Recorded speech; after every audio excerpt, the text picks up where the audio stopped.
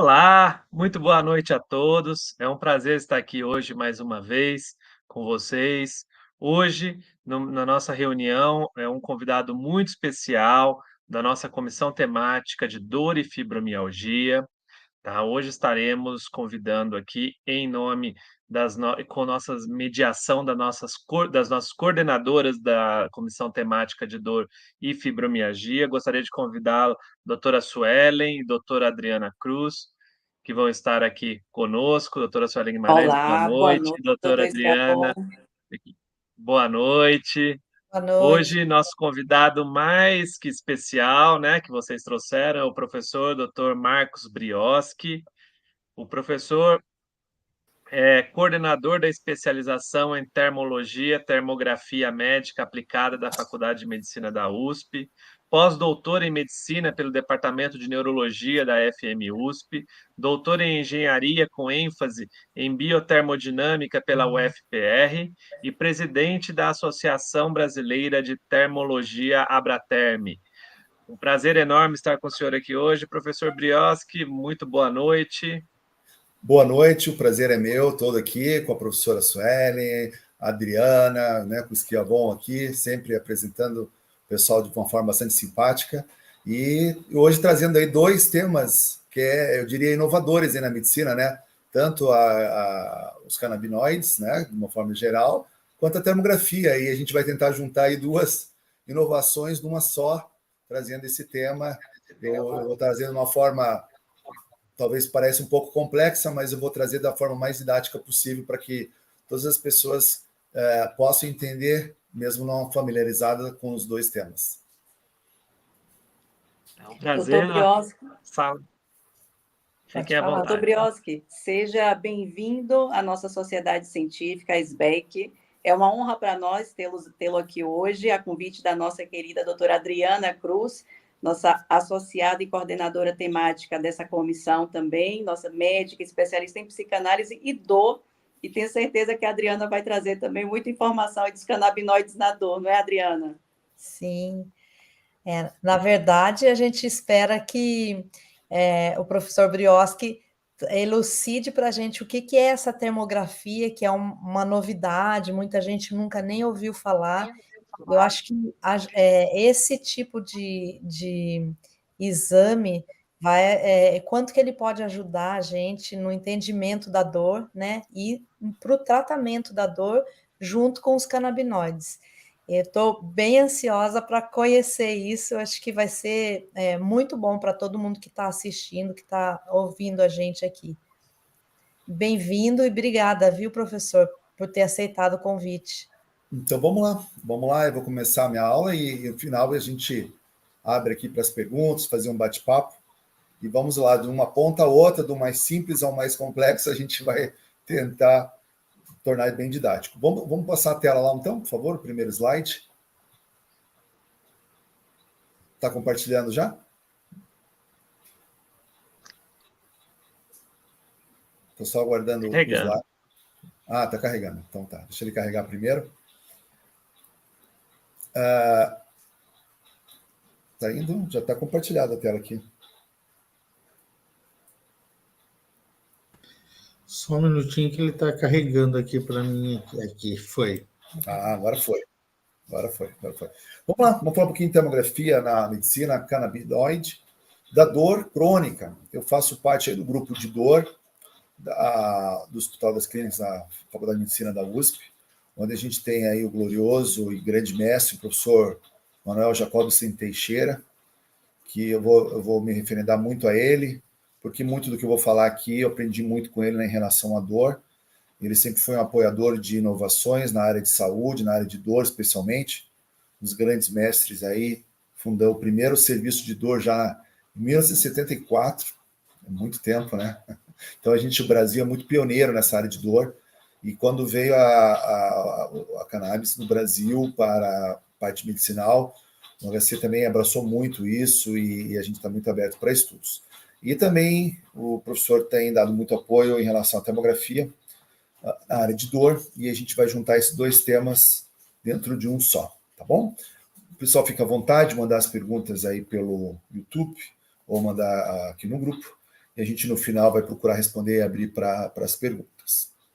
A medicina canabinoide, ela refere-se ao estudo dos derivados da cannabis, né, como o tetrahidrocannabinol, que é o THC, e o canabidiol, que é o CBD, todos para fins terapêuticos e médicos. Vou me referir apenas do ponto de vista terapêutico aqui, né? A cannabis, ela contém, então, uma variedade de compostos químicos, que são conhecidos como canabinoides, que eles interagem com o sistema endocannabinoide do corpo humano e vão regular todo o corpo humano e atuar de uma forma muito terapêutica, assim como a gente tão conhecido o sistema opioide. O endocannabinoide entra aí com muita coisa nova. E a termografia é uma forma de a gente conseguir documentar isso, né? E esse sistema está envolvido na regulação de diversas funções fisiológicas, como a dor, o apetite, o humor, sono, a resposta imunológica, que também são possíveis de documentar com a termografia. A lista de benefícios aí, ou de indicações ou usos dentro de saúde, sintomas, passam de mais de 100, com diversos tipos de benefícios, aí, muitos já publicados. Tanto no controle da dor, principalmente a dor crônica, que não responde bem aos tratamentos convencionais, ao controle da náusea e vômitos, principalmente pela quimioterapia, que é um uso bem mais clássico aí dos canabinoides, os transtornos neurológicos, principalmente a epilepsia, a esclerose múltipla, que a gente vai comentar também com a termografia, o CBD no tratamento aí das convulsões, no controle, nos transtornos psiquiátricos, principalmente ansiedade e depressão, transtornos do sono, na qualidade do sono, e reduzindo a dificuldade de dormir e outras síndromes, como a síndrome de Tourette e assim por diante. Então, existe uma série de citada na literatura em relação ao uso dos canabinoides. Eu até tive a oportunidade de trabalhar, estudar isso em 1995, onde fiz a minha primeira publicação. Na época ainda não se falava tanto do efeito terapêutico no Brasil, mas nesse estudo eu até comentei sobre os efeitos tóxicos na época, que era relacionado à dose, à frequência, à fase da reprodução, então, que isso poderia interferir na fertilidade masculina, na motilidade de espermatozoides, alteração no ciclo menstrual, na ovulação, alterações relacionadas ao desenvolvimento fetal, lactação. Então, isso é um artigo lá de 95, inclusive tem aqui o QR Code, se o pessoal quiser acessar, e a gente remete ele de novo para estudar algumas limitações em relação ao canabinoides. Então, na literatura, existe muita citação a respeito dos canabinoides, e vem essa pergunta que a gente vai tentar responder hoje, que será que eles são realmente indicados para dor? E quais são as evidências científicas? Então, esse é um ponto muito importante para que a gente possa responder a essa pergunta. A gente tem que entender o conceito da dor dentro de um contexto multidimensional. Senão a resposta ela vai estar em outros tratamentos, tá? Você não vai tornar isso pobre. Então, o que se faz hoje na medicina é avaliar dentro de um contexto diagnóstico. A tendência, atualmente, a gente entender a saúde dentro de uma multidimensionalidade, contexto multidimensional. E a gente entendendo esse contexto multidimensional, a gente vai entender o contexto tanto do tratamento canabinoide quanto a termografia em si. Tá? A gente teve um passado onde quando se falava em diagnóstico, era fazer o diagnóstico com a lâmina, né? Um anátomo patológico, identificando aquele tipo de tumor, né? Depois com a biologia molecular, a análise genética. E hoje, quando se fala em diagnóstico, ele é uma questão muito mais ampla, muito mais complexa, do que simplesmente um diagnóstico pontual, porque dor envolve uma série de subdiagnósticos ou condições que muitas vezes têm uma documentação diferente. E dessa forma, as doenças elas são subclassificadas. E a dor não é simplesmente uma queixa, ela está dentro de um contexto e ela vai ter uma repercussão. Isso é muito importante. Então, por definição, quando a gente fala em dor, que é uma sensação desagradável, que altera, né, toda a sensibilidade consciente do indivíduo, mas também implica em alterações em áreas cognitivas, que dão ao indivíduo uma imagem simbólica do que realmente está acontecendo. A IASP já trouxe isso desde a década de 70, comentando que a dor é uma experiência sensitiva, emocional, desagradável, associada ou não com lesão tecidual. E aí que está o ponto onde a termografia vai entrar, que é na avaliação quando não existe a lesão tecidual. Como é que a gente documenta e como é que a gente vai indicar tratamentos como canabinoides. Então, quando se tem uma sensação consciente, como, por exemplo, o cheiro de um alimento que tem gosto de anis, por exemplo, né, que é uma sensação olfatória, isso transmite uma sensação agradável, uma emoção agradável.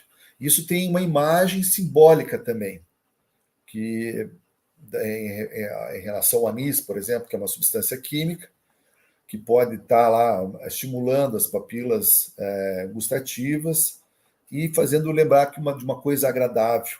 É da mesma forma que a gente vai ter a sensação da dor, ela vai te dar uma sensação de agradável ou não, e vai te trazer uma resposta, uma imagem simbólica. E toda a sensação, inclusive a dor, ela sempre vai implicar num tipo de reação do corpo. Então, o corpo ele vai reagir a todo e qualquer estímulo, seja externo, exteroceptivo, ou seja interno, de vísceras, né, estruturas viscerais do corpo humano. Então, toda a sensação ela implica em uma reação. Assim como as repercussões da dor são físicas, psíquicas e sociais, né, são chamadas de repercussões biopsicossociais. Entre as repercussões físicas, quando você tem dor, você pode ter alteração da pressão arterial, pode ter alteração da temperatura cutânea, a pessoa ficar com rubor, ou ficar pálida, devido à dor intensa, taquicardia, sudorese, alteração da imunidade, alteração das vias neuroendócrinas. Curiosamente, a interação entre dor e o sistema imunológico, ele ocorre em parte através de receptores canabinoides CB2, que eles são bastante abundantes nas células do sistema imunológico, como as células imunes, os glóbulos brancos, e vão ter um papel importante na modulação da resposta imunológica e da inflamação. Então, toda vez que tem dor, existem reações, chamadas reações autonômicas, ou reações neurovegetativas, inclusive da temperatura, como eu comentei aqui, e aqui mostrando numa imagem, né, representativa dessa ilustração, onde a pessoa está com uma dor no cotovelo, e essa, na sua representação termográfica, que pode ser feita em tempo real, como a gente já vai mostrar, você vai ter alterações térmicas inflamatórias no local fonte de dor, mas também alterações neurovegetativas na área de dor referida. Então, toda dor, ela sempre vai refletir numa alteração térmica no corpo humano.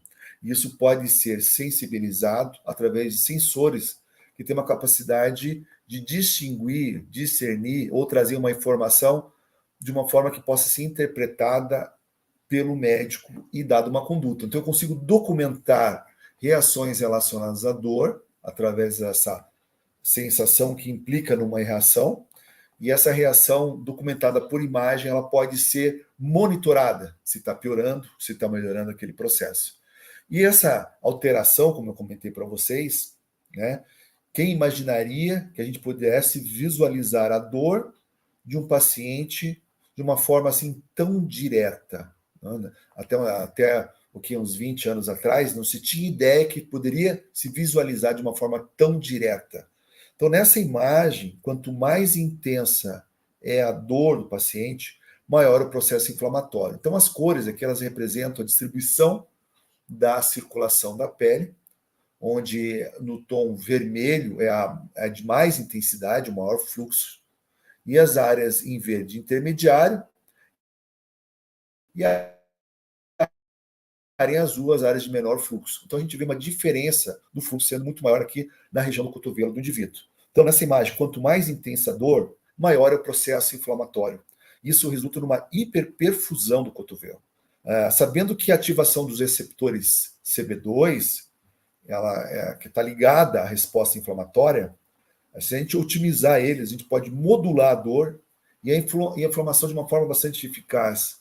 Isso pode ser monitorado continuamente, até no consultório pelo próprio médico, que realiza uma termografia que a gente chama de termografia point of care, ou termografia de beira de leito, que é o que eu ensino para os meus alunos, né, a técnica correta e segura para fazer isso, e monitorar o resultado de qualquer tipo de tratamento. Qualquer tratamento só vai ter sucesso se tiver o diagnóstico correto. Então, metade de um tratamento, um bom tratamento, começa com o diagnóstico correto. 50% do tratamento é o diagnóstico. Se a gente realmente está fazendo diferença no que o paciente tem. Né? Quem tem coragem hoje de falar para o paciente que a dor dele vem do cérebro? Ah, a tua dor é do cérebro. É apenas coisa da cabeça dele. Né? Claro que a gente entende que existe toda uma conexão, que eu já vou explicar daqui a pouco, mas existem repercussões no corpo humano. Então, cada sensação que a gente sente desencadeia uma resposta no corpo humano, tudo.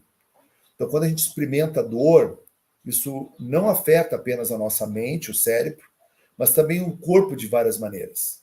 Então, fisicamente, como falei, pode aumentar a pressão arterial, a temperatura pode mudar, o rosto fica vermelho, fica pálido, o coração bate mais rápido, e até que a gente pode começar a suar também devido à dor. Então, isso mostra como a nossa saúde é uma interação bem complexa e de elementos físicos e elementos emocionais também, no qual os canabinoides vão poder interferir isso em todos os aspectos. Então, quando se fala em dor, não é simplesmente a inflamação naquela região, é todo um componente biológico do corpo humano como um todo.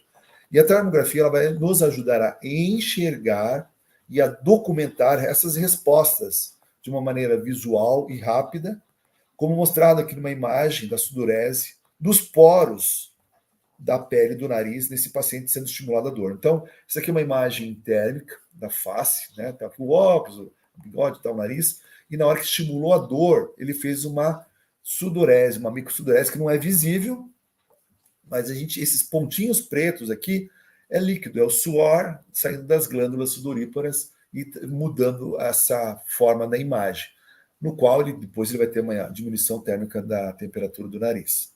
Então, medir tudo é essencial para entender a dor. E para a gente poder agir adequadamente, avaliar o resultado de uma intervenção, por exemplo, no caso dos canabinoides. Como é que você mede a dor do seu paciente para tomar decisões terapêuticas? Eu pergunto para o meu paciente de 0 a 10 quanto que é a dor dele. É 8, às vezes é 7, às vezes 3, é 4, mas isso é muito subjetivo. O que é uma dor 8? O que é uma dor 9 para mim ou para outra pessoa? Né? Então, é muito subjetivo. A gente não sabe até que ponto que isso reflete outras características ou influências emocionais, ganhos secundários, ou aspectos cognitivos de entender a pergunta e de entender o que é 8, o que é 3 em relação à dor. Então, a categorização é uma ferramenta didática que simplifica a interpretação e orienta abordagens antes de a gente considerar a medida da intensidade da dor propriamente dita. Então, antes de a gente considerar a intensidade, a gente precisa categorizar que tipo de dor que a gente está falando. Então, que tipo de dor eu estou tratando com canabinoides, por exemplo? Então, eu não posso generalizar e dizer que os canabinoides são benéficos para a dor, mas que dor? Que tipo de dor? Então, a gente pode dividir em 6 tipos de dores, vocês sabiam? Então, a dor fisiológica, é aquela que a gente sente quando uma agulha toca, a gente tem aquela reação rápida, mas ali não tem uma lesão, não tem uma inflamação, né? É só uma questão de proteção. Então, tem uma dimensão sensitiva, pouca dimensão emocional, é muito rápido para deixar alguma implicação nesse sentido, e alguma coisa simbólica, né, do que aquilo representa. É para protege, alertando para possíveis ferimentos no ambiente. Então, antes que eu queime a mão. Já a dor aguda, a segunda dor, ela resulta de uma lesão, de um trauma, de uma inflamação. Então, eu deixei a mão por um pouco mais tempo ali, acabou lesando a pele ou queimando a pele, um corte, uma queda, uma queimadura, e ela vai desaparecer quando a causa é removida. Né? Tirei a mão do fogo, ficou a queimadura, vai desaparecer dentro de alguns dias ou uma semana. Ela tem uma dimensão sensitiva, emocional, simbólica, né? A pessoa vai buscar ajuda, vai buscar tratar, pode causar um pouco de ansiedade, tem fatores cognitivos envolvidos aí. Né? Então, se a pessoa, uma criança, se machucou, caiu da bicicleta e a mãe dá ali um sorvete, né? Ela dá um estímulo que não seria muito adequado, mas e a criança recebe aquilo como no estímulo positivo, ela para de chorar.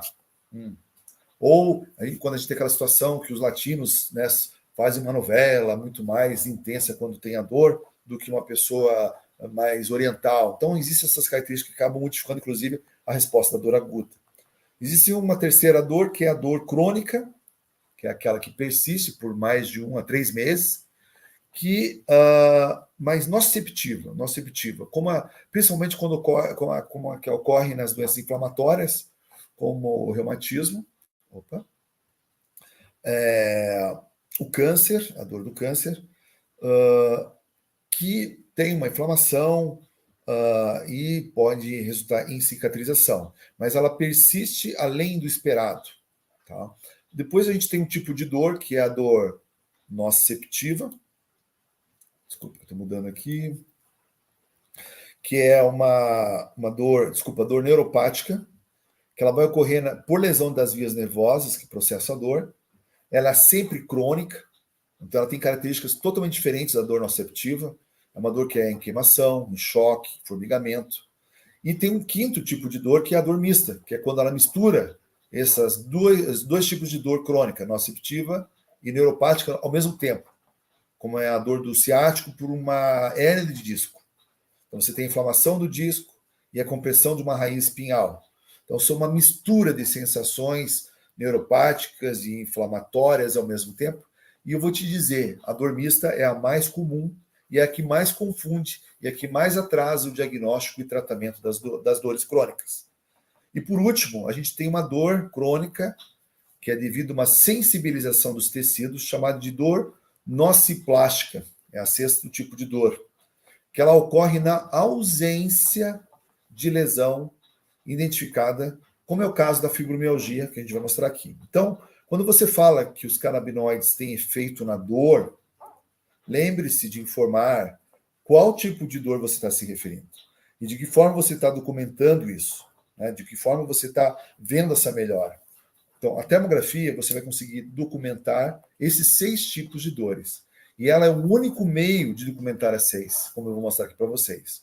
O ultrassom, a ultrassonografia, ela não documenta a dor neuropática. A eletroneuromiografia, ela não documenta a tendinite, o processo inflamatório. Nenhum dos dois exames, ultrassom e eletromiografia, elas não vão documentar nem a fibromialgia. Tá? Então, quando se fala em dor e documentação da dor, a termografia é um método muito bom, porque ela vai mostrar essa reação do corpo. Então, quando a dor se torna crônica, devido ao que a gente chama de sensibilização dos tecidos, pode haver a dor na ausência de lesão, que é o exemplo típico, é a fibromialgia. Então, não há exame algum que detecte qualquer tipo de lesão tecidual na fibromialgia. Apesar da clínica ser muito exuberante, dor no corpo inteiro, fadiga, distúrbio do sono, né? Tanto é que é o clássico de dizer que quando os exames todos são negativos e o paciente tem dor difusa, fadiga e mais outros critérios, você começa a entrar no critério de síndrome fibromiálgica. E aí entra-se, não se documenta a fibromialgia. E aí tem que tomar cuidado, porque isso pode atrasar mais o tipo de diagnóstico se não tomado o devido cuidado. Então, a termografia, ela documenta as alterações autonômicas associadas à fibromialgia, como a gente está vendo aqui na imagem. Ela incluindo uma vasoconstrição periférica, mãos, ponta do nariz, pés, orelha, que é uma resposta devido a uma hiperatividade noradrenérgica, que faz essa vasoconstrição, muito relacionada ao estresse crônico, também a fadiga crônica. Então, elas ativam, aumenta a produção noradrenérgica, e isso causa essa vasoconstrição mais intensa, que não é observada na pessoa normal. Também existe um aumento compensatório da perfusão da região torácica, do tronco e do rosto, que é observado frequentemente na prática clínica quando os pacientes de fibromialgia, eles se queixam de intolerância ao frio. Doutor, fecha a porta, desliga o ar, ou eu não consigo me expor ao frio, não consigo tomar banho de frio. Então, isso é característico da fibromialgia, uma sensação ruim, que é quase como se fosse uma dor, que é essa intolerância ao frio. Então, apesar dos sintomas evidentes de dor generalizada no corpo, na fibromialgia, nenhum exame anatômico é capaz de detectar nenhuma dessas alterações relacionadas à queixa, né, de uma lesão tecidual. Por isso que é chamado de fibromialgia. A ponto dos pacientes chamarem isso de doença invisível e causar uma questão de atraso diagnóstico e até questões periciais. Eu trabalho com medicina legal e perícias médicas, também como professor e especialista na área, e tudo que a gente não tem documentação, seja por imagem, laboratorial ou forma clínica, isso gera um grande problema para a perícia. Então, há necessidade de documentação. E principalmente também na pesquisa, óbvio. Pesquisa sem documentação não existe como provar os resultados de nada. E a termografia, ela é rica em informações, é rica e única em informações de alterações neurovegetativas, autonômicas, vasomotoras que acontecem na pele. Que ela não ocorre numa pessoa normal, então a gente tem que ir numa pessoa normal, a distribuição térmica. E aqui embaixo, a distribuição com o sinal do manto, que é essa congestão na região do tórax e face, e uma vasoconstrição periférica. Né? Isso tudo quando o exame é realizado sob condições controladas no hospital, onde eu realizo o exame, por exemplo. Tá? Tem algumas publicações e qualquer dúvida é só me mandar as perguntas que a gente esclarece depois. Então, a documentação legal para ajudar na solicitação de um tratamento especializado, né? E isso tudo está dentro do direito à saúde do paciente, que deve ser muito bem dado, né? E para ele ter direito, ele tem que ter a documentação. Então, se não tem a documentação, cria-se um desgaste no relacionamento trabalhista, no relacionamento jurídico, né? De provar que realmente tem algo real acontecendo. Então, a partir de agora, quem estiver assistindo, não considerem a fibromialgia uma doença invisível. Tá? Há possibilidade de documentação por questionários da ACR, da American College of Rheumatology, como quantificar isso, mas também outros métodos de imagem que indiretamente dão apoio à avaliação clínica. Então, o diagnóstico é médico, com apoio de instrumentos propedêuticos. Assim como o cardiologista usa o seu estetoscópio, o radiologista, o ultrassom, o médico que trabalha com dor pode usar a termografia, ou o reumatologista usar a termografia para apoio no diagnóstico e chegar à sua conclusão clínica de uma forma mais assertiva. Esse aqui é um estudo que eu trouxe rapidinho para mostrar a importância disso dentro da documentação. Esse aqui é um estudo chamado Efeito da adição do cannabis medicinal ao tratamento analgésico em pacientes com dor lombar e fibromialgia, né? Um estudo observacional aqui. O objetivo era ver a terapia com a cannabis medicinal na redução da dor e na melhora dessa função do pacientes com fibromialgia e dor lombar. Então, imagine, como é que eu vou avaliar pacientes com fibro de uma forma objetiva? E com dor lombar, que também é uma situação complexa, né?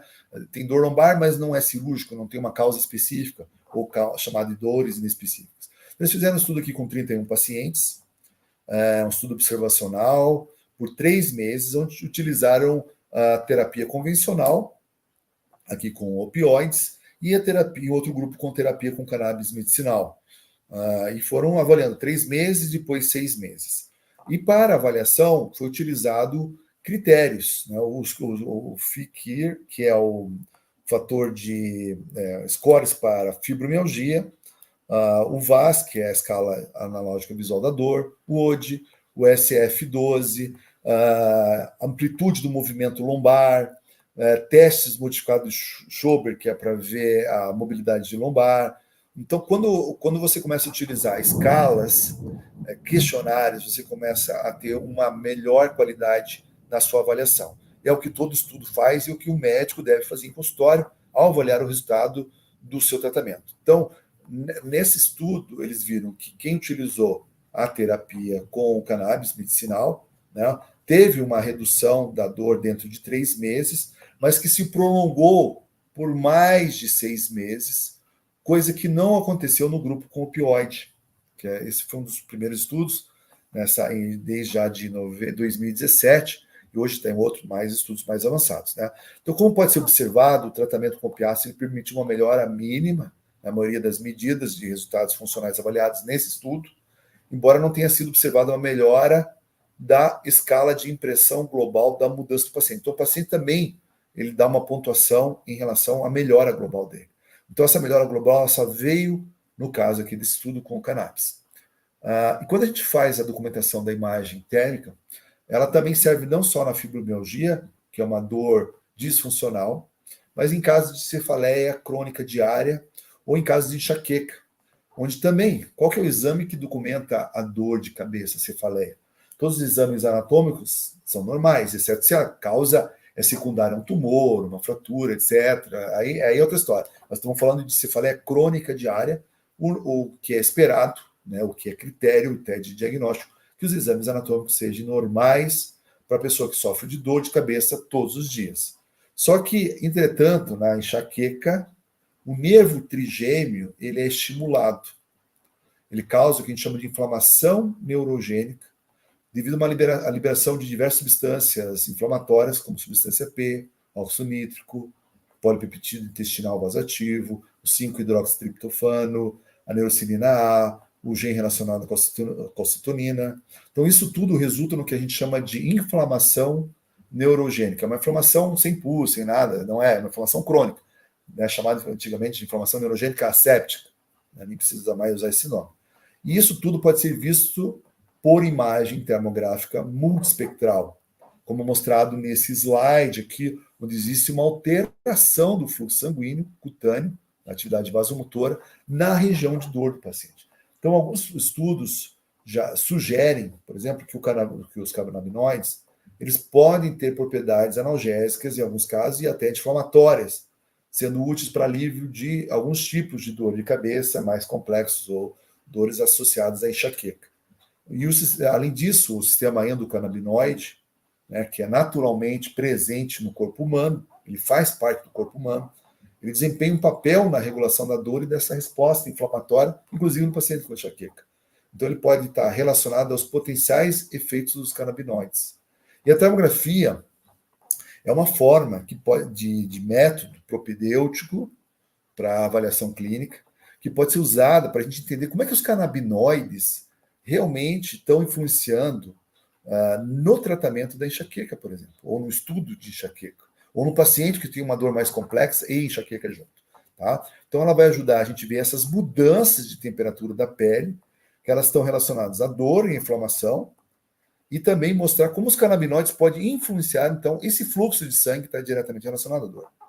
A termografia ela vai ajudar a acompanhar todo o tratamento com os canabinoides, né, se está funcionando, observar se a dor diminuiu e se a circulação está melhorando, está ficando simétrica, está ficando modulada. Porque o que o canabinoide mais faz, ele não é bem um anti-inflamatório direto, ele é um modulador da dor, que é muito mais importante e é o que o corpo humano procura, né? Mesmo sendo uma ferramenta útil, a termografia deve ser usada junto com outras formas de avaliação médica. Então, existem critérios aqui, ela não dá o diagnóstico definitivo, mas ela te dá a documentação e a gente consegue ter a segurança de uma coisa que a gente nunca poderia ter imaginado alguns anos atrás, de ver a dor de cabeça de um indivíduo, né? A dor no sentido, a repercussão, a reação da dor no processo inflamatório e na resposta vasomotora. Então vejam outra situação bastante interessante, de termografia também, de dores sem lesão tecidual, né, no contexto de dor crônica, que é a dor do membro fantasma. Então é possível, imagine a pessoa tem a amputação do membro e ela consegue sentir a dor mesmo quando não há lesão no tecido, mesmo quando um membro não está lá, ela sente a dor. Então vejo que não há necessidade de ter um tecido, uma lesão estrutural para sentir dor. Mesmo no amputado, existe o que a gente chama de dor membro fantasma e ele sente essa dor. E isso é muito importante para a prescrição de canabinoides nessa situação, que é uma situação que há necessidade muitas vezes e que poucas vezes se documenta. Então, alguém pode sentir dor em um braço que foi amputado e é conhecida como dor do membro fantasma. Então, a dor pode estar presente mesmo na ausência de lesões físicas. Isso frequentemente vai gerar desafios no relacionamento do paciente lá no trabalho, na família, questões jurídicas, pois fica difícil de provar que a dor dele é real e que ele necessita de um determinado tipo de tratamento, que às vezes não está ao seu alcance ali, né? E que vai ter que solicitar de alguma forma isso. Então, aqui que a termografia vai desempenhar um papel muito importante, preenchendo uma lacuna e fornecendo evidências documentais, periciais também. A termografia ela vai mostrar variações de temperatura na superfície da pele, revelando padrões térmicos distintos, que não tem normalmente, em áreas afetadas pela dor crônica. e que estão relacionados diretamente com a intensidade da dor, como a dor do membro fantasma também. Então, esses padrões térmicos eles podem ser indicativos da inflamação, aumentar ou diminuir o fluxo sanguíneo, conforme a resposta fisiológica da dor. A gente mapeando essas variações de temperatura, a termografia vai fornecer, então, uma representação visual por imagem dessa área relacionada com a dor crônica e fornecer, então, uma informação objetiva para o médico, né, para os profissionais de saúde que estão cuidando, especialistas da área do direito, os peritos e assim por diante, e inclusive de saúde pública. Então, na imagem térmica, você sempre tem uma escala, que ela vai te mostrar a intensidade do fenômeno, trazendo aqui nas cores, então, as cores mais quentes, áreas de maior intensidade, maior hiperfluxo, e aqui as áreas de menor hiperfluxo, né, menor fluxo. Então, veja que o pé normal, esse seria o padrão de distribuição normal nessa intensidade, e aqui no membro amputado a gente vê uma intensidade muito maior, irregular, em 2 pontos aqui, identificados depois até com ultrassom, como neuromas, e também a questão da dor fantasma nesse paciente. Então, especificamente na dor do membro fantasma, os canabinoides, eles podem influenciar essas vias de dor do sistema nervoso central e periférico, ajudando a diminuir a sensação da dor fantasma. Eles também podem afetar o processo inflamatório e neurogênico, que contribui para essa condição. E como provar que está mesmo melhorando a dor, ou mesmo indicar os canabinoides em situações de dor nociplásticas, como a fibromialgia que eu mostrei, como enxaqueca, como membro amputado? Como é que a gente consegue provar isso? Como é que documenta isso legalmente para o paciente ter direito a um tratamento específico? Como é que a gente prova que ele realmente precisa para a dor e que não está envolvido nenhum ganho secundário com isso ou alguma outra coisa? Né? Ou tem uma doença psiquiátrica, uma simulação, sei lá como. Então, eu, como especialista em medicina legal e perícias médicas, para mim isso é comum de acontecer na minha área médica pericial e documentar isso dentro da minha avaliação clínica, também por imagem termográfica, no apoio da minha avaliação clínica. Então, quando você tem dor, sempre vai ter um estímulo ambiental, né? Vai ter um estímulo externo, por exemplo, que pode ser térmico, quente, no frio, provocando uma queimadura, químico e mecânico, causando um processo inflamatório. Qualquer um desses estímulos, desde que seja de um estímulo de uma intensidade maior, acima de um limiar normal da percepção, vai ativar os receptores. Tá? E essa informação ela vai ser conduzida ao sistema nervoso central, alcançando os núcleos do corno posterior da medula espinhal, do complexo sensomotor trigeminal, que traz informação do crânio, da face do crânio, ou da região cervical, todos para uma medula cervical rostral. Nessa região, a informação então era transferida para os tratos e fibras da medula, que vão levar a informação para o encéfalo, onde tem, então, a percepção da dor. Então, para perceber a dor, tem que ativar o córtex cerebral. Senão a pessoa não tem como perceber a dor, tem que ter o córtex. Se a gente retirar o córtex, uma pessoa, ela for o que a gente chama de descerebração, o indivíduo não tem como sentir a dor. Né? Ele pode retirar o membro, ele pode até retirar o membro, como é no caso de um trauma crânioencefálico, mas ele não vai ter a percepção da dor. Então, o córtex ele serve para a gente perceber a dor. E aí tem as interpretações, a questão da emoção, está tudo lá, né? No córtex cerebral. Então, a gente reage evitando ou fugindo do estímulo e tendo as reações não só do movimento, né, mas reações emocionais, neurovegetativas, autonômicas, como eu mostrei na termografia, neuroendócrinas também, sistema endócrino do indivíduo, cortisol, a glândula tireoide e outros vão estar influenciados de alguma forma. As reações automáticas do corpo, as mudanças do tono muscular, o espasmo, a tensão, são todas reações normais frente à dor. Agora imagine isso de uma forma crônica. Então, contudo, falar de dor é falar sobre modulação disso tudo aqui. Modulação, não é simplesmente inibir tudo, ou diminuir tudo, ou anti-inflamar tudo, e sim modular. Por isso que entra muito bem os canabinoides aqui. Então, não é simplesmente dizer que tudo está na cabeça do indivíduo. A tua dor está na cabeça. Não. Quem tem coragem de dizer para o paciente que a dor está no cérebro dele? Então, está errado, né? Está errado, e é um todo de reações e mecanismos que acontece no paciente. Então, a dor ela sofre modulação. Então, isso vai alterar a resposta do indivíduo e vai alterar a resposta autonômica na termografia também. Por exemplo, se alguém sofre de enxaqueca e vai para uma festa com seus melhores amigos, daqui a pouco ela nem está percebendo mais a dor. Sumiu, ela está lá no ambiente agradável. Mas ela pode estar com uma crise de dor se no dia seguinte, ou ela está preocupada que ela vai estar fazendo uma prova para concurso. Então, isso, a mesma doença, em duas situações diferentes, sendo moduladas pela emoção. Né?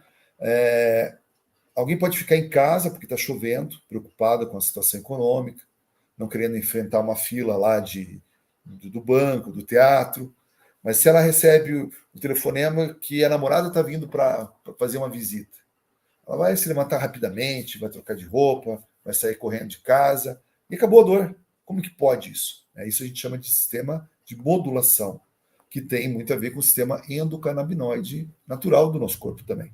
Tá? Então, quando eu estou fazendo uma atividade física, que é muito indicado no caso da fibromialgia, que é uma forma de tratamento, como que ela trata a fibromialgia? Ela trata porque ela ajuda a modular. O exercício físico, ele provoca um estímulo físico, térmico, de propriocepção no movimento das articulações, mecânico, né? Alimentando todo o sistema sensitivo discriminativo mecânico, que vai ter um papel importante em discriminar a dor. Portanto, a dor sempre tem uma modulação de natureza emocional, como eu mostrei para vocês anteriormente, e relacionada à nossa atividade, ao nosso movimento. Tudo depende, nada é absoluto dentro da natureza. E como a gente pode trabalhar dessa forma? Né? Entendendo a dor, a gente vai conseguir modular ela. Existe o que a gente chama de lesão primária ou inflamação, a terminação nervosa, a mielínica, que tem indução de fibras sem mielina ou fibra mielinizada fina, presentes em todos os tecidos, né, na pele, frente a estímulos ambientais, uma picada de uma agulha, uma queimadura, uma martelada de dedo, vai provocar sempre um processo inflamatório local. Então, aqui um braço, foi injetado aqui foi dada uma injeção com agulha, que vocês vão ver aqui, ó, na termografia está aumentando, que aplicou histamina, que é a reação normal quando tem uma lesão. Então, vejo que provoca o quê? Uma vasodilatação direta. Então, qualquer reação de lesão ou inflamação é facilmente documentado pela termografia. E isso vai estar diretamente relacionado à estimulação de fibra C e fibra mielinizada fina, a delta, que provoca a dor aguda e a dor crônica. Então, isso ocorre devido também à geração de moléculas que reagem na superfície da pele, onde está sendo lesado, na superfície desse neurônio, fazendo com que haja uma modificação na estrutura subcelular e ativação de uma série de enzimas e provocando a dor. Então, há o que a gente chama de sensibilização da terminação nervosa em função de potenciais gerados, mas também faz com que o núcleo da célula gere um fluxo axonal citoplasmático. Então, tem informações moleculares e um fluxo citoplasmático que circula por microtubulinas que compõem toda uma citoarquitetura do nervo periférico.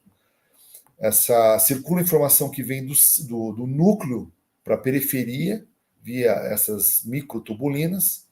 O núcleo da célula do neurônio está sempre a par do que está acontecendo na periferia, tanto no tecido quanto no sistema nervoso central, não só pelos potenciais de ação, mas também por informações moleculares que vão sendo transmitidas ao longo do neurônio. Então, essas informações, elas circulam no fluxo axonal, trazendo uma normalidade, é o que vai causar as várias neuropatias periféricas e sensibilização periférica. Tudo isso, existe uma regulação ascendente de canais iônicos e receptores, que eles vão se modificar, e essa modificação de receptores chama-se neuroplasticidade. Então, a neuroplasticidade é quando aumenta o número de receptores, essa diversa quantidade de informações moleculares no meio externo. Então, uma lesão crônica, uma dor crônica que não cicatriza e se perpetua, isso não é devidamente tratada no início, ela vai gerar essa lesão tecidual, ela vai gerar, ou esse estímulo químico local, a proliferação de vários neurotransmissores da dor, e causando uma neuroplasticidade. A neuroplasticidade torna o neurônio mais receptivo a mais informações, então ele fica mais sensível. Isso causa, então, a estimulação dos vários receptores. Nos neurônios e também nas células imunológicas, existem receptores CB2, canabinoides tipo 2, que eles têm a função de inibir a liberação dessas substâncias inflamatórias locais, da substância P, por exemplo, CGR, o gene relacionado à calcitonina, as neurocininas, eles têm a função de diminuir, portanto, a inflamação neurogênica e ajudam a inibir a dor nociceptiva, a dor neuropática, disfuncional da fibromialgia que eu comentei anteriormente.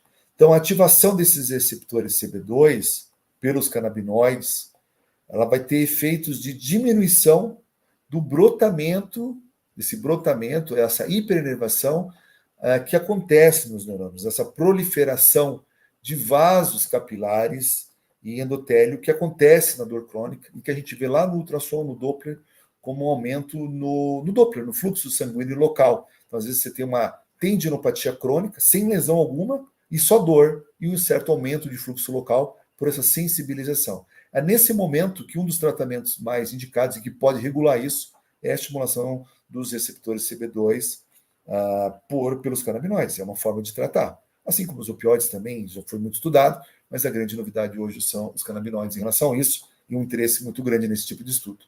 A gente chama essa inflamação crônica, que não é aquela inflamação aguda que resolveu em um mês, mas aquela inflamação que se perpetua depois de 3 meses, de inflamação neurogênica.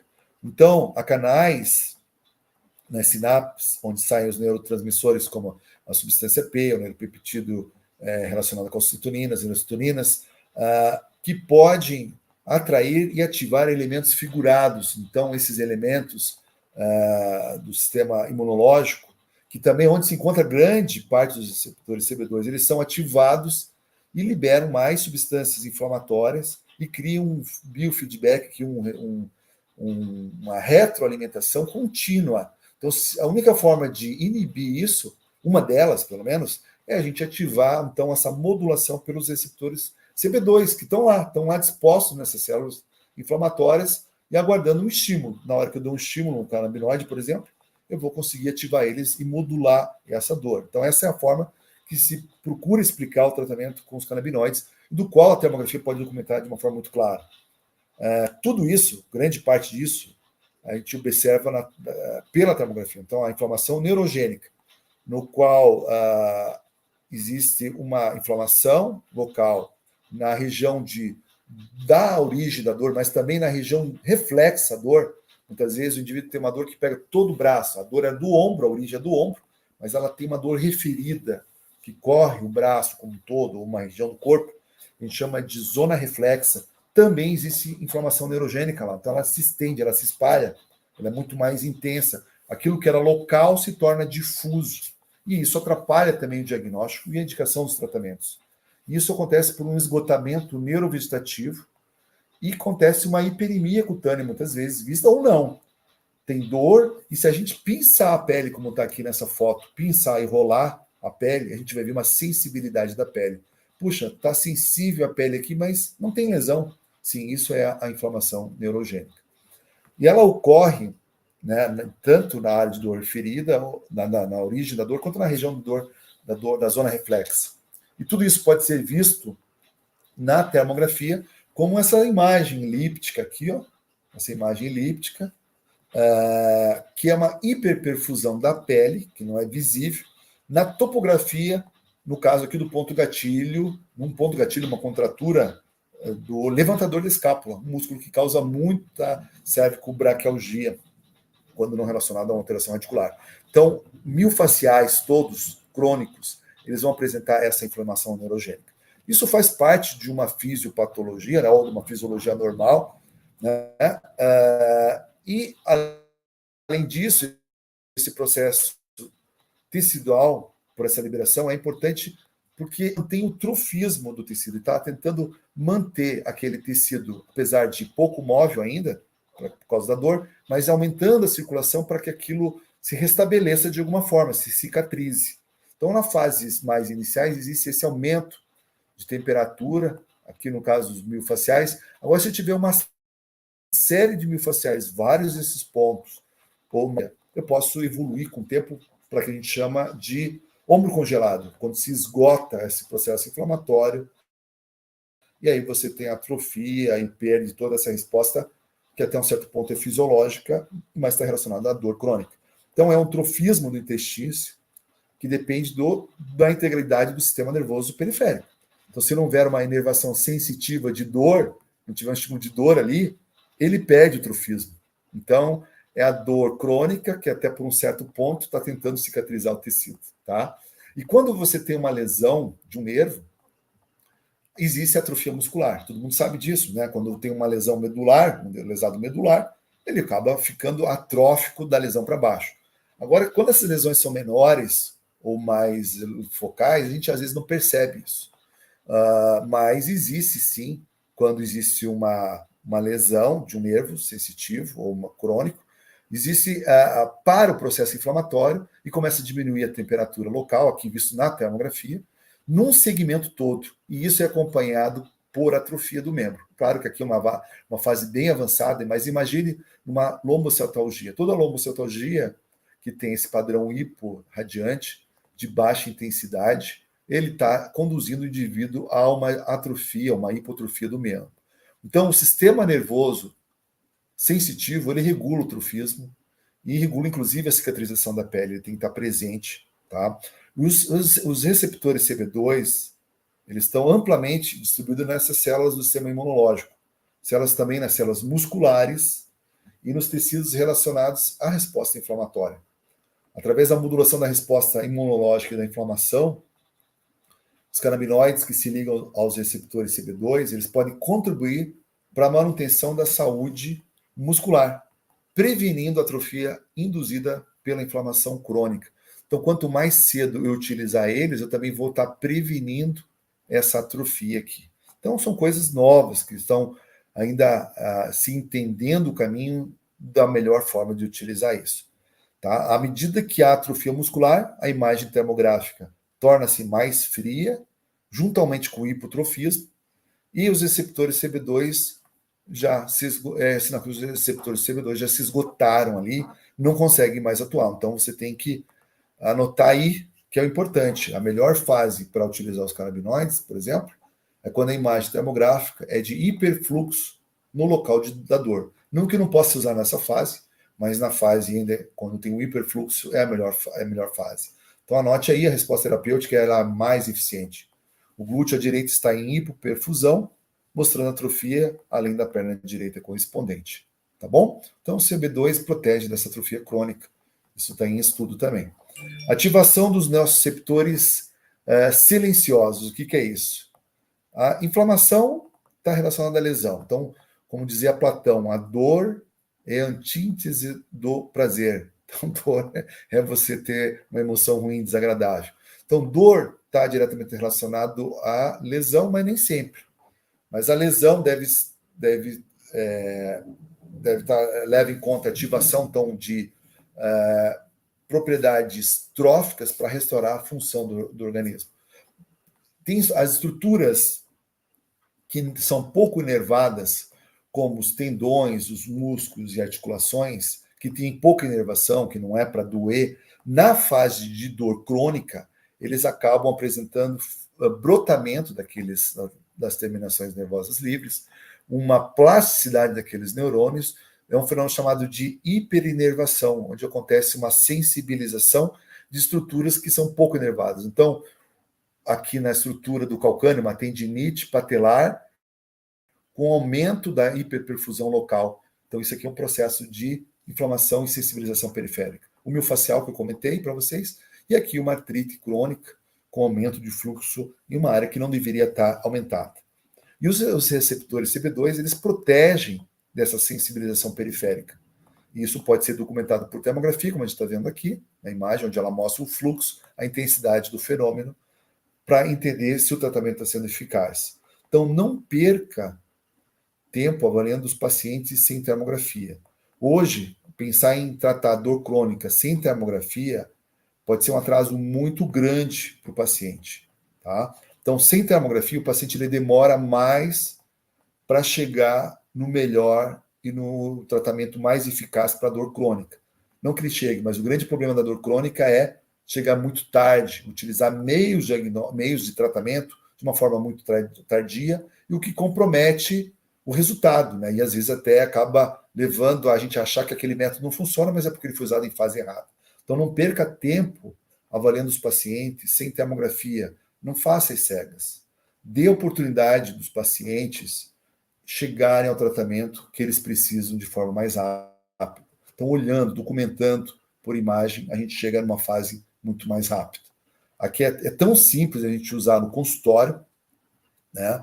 Aqui está uma aluna minha utilizando um sensor aqui na mão, né? Então, é muito simples de utilizar no próprio consultório, mas a gente precisa, claro, de um treinamento, né? De um equipamento médico adequado, que hoje já tem, inclusive, com registro Anvisa, é um kit completo, que é importante saber isso.